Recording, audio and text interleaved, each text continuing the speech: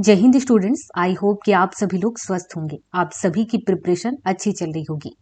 आप में से ही कई सारे स्टूडेंट ऐसे हैं जिन्हें नीति आयोग के बारे में समझ में नहीं आया है और उन्होंने स्पेशली मैसेज करके ये बात बताई है कि उन्हें नीति आयोग के बारे में जानना है।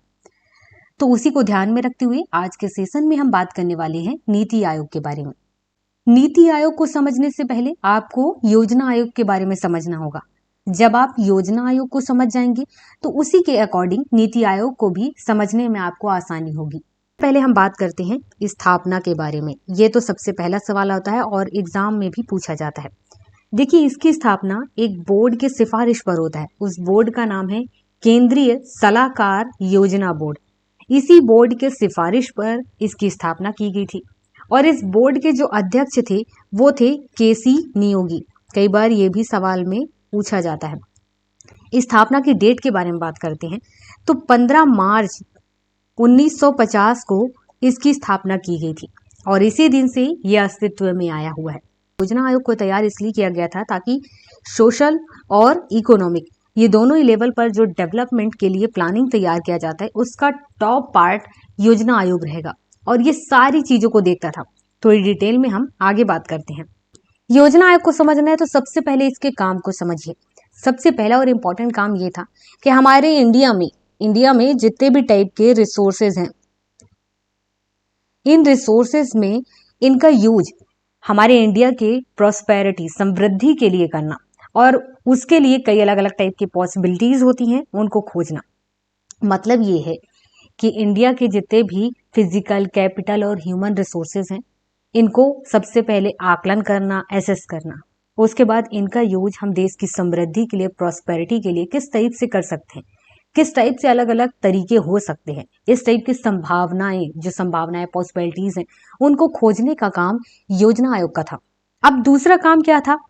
दूसरा ये था कि जब हम रिसोर्सेज के बारे में सोच लिए हैं तो ये भी ध्यान रखना है कि हम इन रिसोर्सेज का यूज इफेक्टिव टाइप से करें और साथ ही ये ध्यान रखना है कि ये बैलेंस्ड हो, बिगड़े नहीं। तो ये दोनों चीज को ध्यान में रख करके प्लान तैयार करना था। ये काम था योजना आयोग का। इसके बाद योजना आयोग का तीसरा काम क्या था? प्लान तैयार करने के लिए सबसे पहले ये सोचना था कि वो किस चीज को प्रायोरिटीज देगा, ये ध्यान रखना था। क्योंकि देश की समृद्धि, देश का प्रॉस्पेरिटी पर ध्यान तभी दिया जा सकता है कि कौन सी चीज पहले जरूरी है। ये योजना आयोग सोचेगा। जब ये सोच लेगा कि कौन कौन सी इश्यूज हैं, कौन कौन सी जरूरी चीजें हैं जिन पर ध्यान देना है, किसको प्रायोरिटीज देना है, ये जब सोच लेता है कि पहले नंबर पर कौन होगा, दूसरे नंबर पर कौन होगा, तीसरे नंबर पर कौन होगा, कौन कौन सी जरूरतें होंगी, जब ये सोच लिया गया तो उसके बाद अलग अलग फेज तैयार किया जाता है कि कितने फेज में हम अलग ये जो प्लान्स तैयार किए हैं इनको हम इम्प्लीमेंट करेंगे। तो इम्प्लीमेंट करने का काम भी योजना आयोग का था। इसके बाद चौथा काम क्या था कि जब यहाँ पर बाई फेज तैयार कर लिए कि इतने फेज में ये प्लान तैयार होकर के इसे इम्प्लीमेंट करना है, इम्प्लीमेंट कर दिए तो योजना आयोग का काम ये भी था कि तुमको ये चेक करना है कि टाइम टू टाइम ये सही से काम कर रहा है या नहीं कर रहा है, जो इम्प्लीमेंट किए हैं प्लान वो प्रोग्रेस में है या नहीं है। तो यहाँ पर प्रोग्रेस को भी देखना है। ऐसा नहीं है कि बस एक बार प्लान तैयार कर दिए, इम्प्लीमेंट कर दिए, उसके बाद देखा ही नहीं गया कि वो प्रोग्रेस में है या नहीं है। तो प्रोग्रेस हो रहा है कि नहीं, इसको भी इवोल्यूट करने का काम योजना आयोग का था। इसके बाद नेक्स्ट क्या था? नेक्स्ट ये है कि ये देखना योजना आयोग का काम था कि जो इकोनॉमिक ग्रोथ है, ये जो ग्रोथ है इसमें कई सारे फैक्टर्स हैं और ये फैक्टर्स कहीं ना कहीं इकोनॉमिक ग्रोथ को नीचे या डाउन कर रहे हैं। तो ये देखना कि ऐसे कौन कौन से फैक्टर्स हैं जो इकोनॉमिक ग्रोथ को डाउन कर रहे हैं, उनको चेक करके उसको सही करना या उसको अपने रास्ते से हटा देना उन फैक्टर्स को। ये काम भी योजना आयोग का था। अब हम बात करते हैं नीति आयोग के बारे में। 13 अगस्त, ये डेट आपको याद रखना है, 13 अगस्त 2014 का समय था।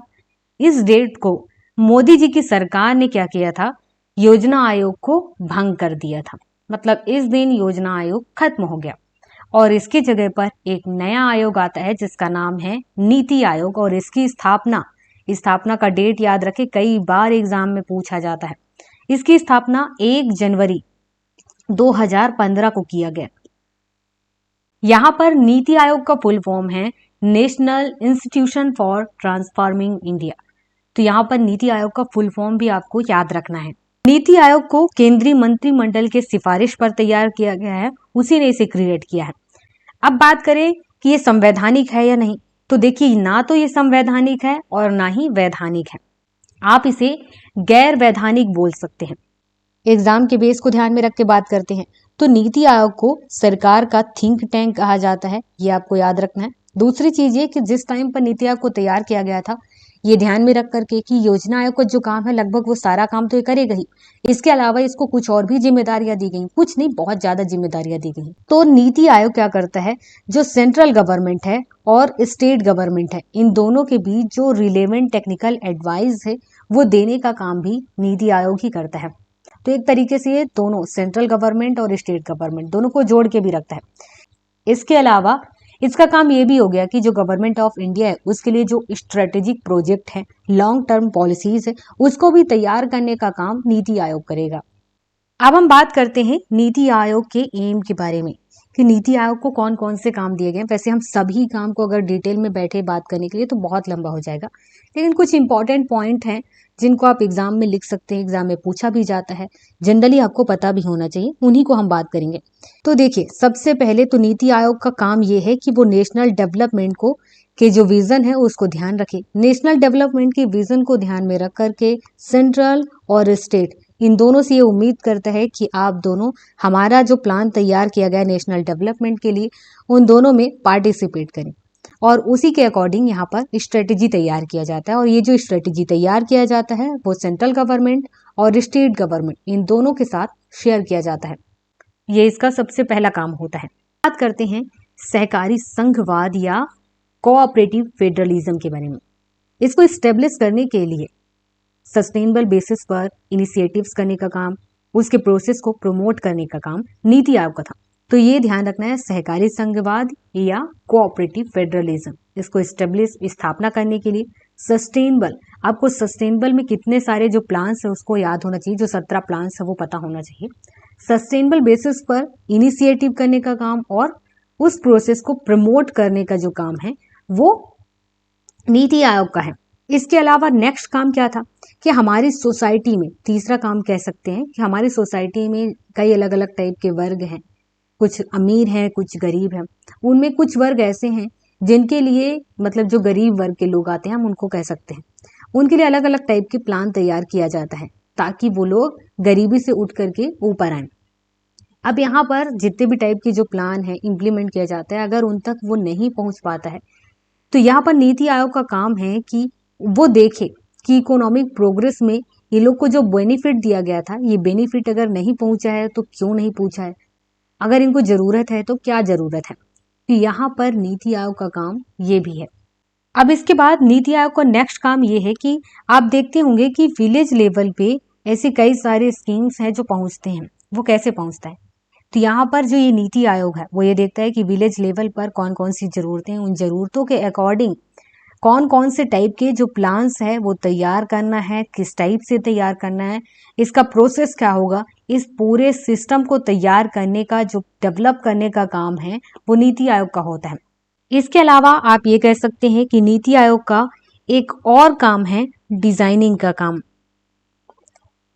क्या डिजाइन करता है, जैसे कि जो स्ट्रेटेजिक पॉलिसीज हैं, लॉन्ग टर्म पॉलिसीज हैं, इसके अलावा प्रोग्राम फ्रेमवर्क है, इनिशिएटिव्स हैं, कई अलग अलग टाइप की जो पहल है, इनको तैयार करने का, इनका डिजाइन तैयार करने का काम नीति आयोग का है। मतलब कि हमारे यहाँ जितने भी टाइप के अलग अलग टाइप के प्लान्स हैं, स्कीम है, इनको जब लागू किया जाता है तो इन सब का जो प्लान है, स्ट्रक्चर है, वो तैयार करता है नीति आयोग। अब हम बात करते हैं योजना आयोग और नीति आयोग, इन दोनों के स्ट्रक्चर के बारे में कि इसमें कौन कौन होते हैं।